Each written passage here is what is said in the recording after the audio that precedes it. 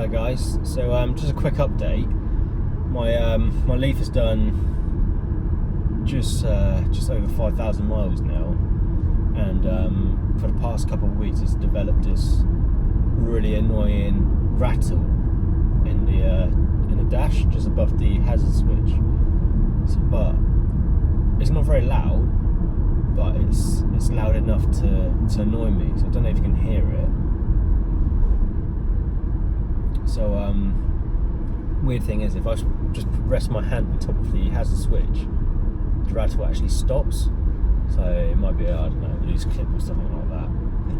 So I rang Nissan today and they've booked me in for tomorrow morning. So I'm just leaving the car and see what they can find, and I'll update you once I get the outcome.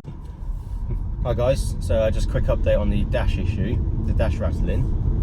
So I took the car in to Motorline Nissan Reading on Friday, left it with them for the day, and they couldn't reproduce the issue, so they just reseated parts of the dash. And I was supposed to pick the car up close to play Friday, but I didn't, and I was going on holiday on Saturday. So I rang them, well they rang me actually, and said, oh, you need to pick your car up. And I said, can I pick up on Wednesday instead? They were fine with it. So that's nice of them. So I picked up on Wednesday, and initially the rattle stopped, so okay, it must be fixed. And then this morning when I was driving to work, it started again. So luckily Nissan is on my way to work, so I dropped it with them. The technician Chris came out, went for a test drive, and he heard and saw what I had to do to stop the rattle, which put my hand on top of the dash. So booked it back in for Monday, hopefully to get that rectified.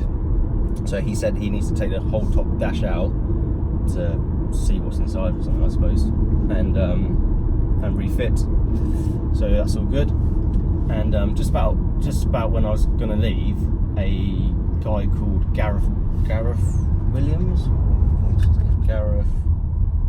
yeah, he came over to me. He's the general manager, and he asked me what's good about the car, what's not good about the car, and he jotted all the points down to improve the Nissan Leaf for the future, which I thought was a really nice thing to do.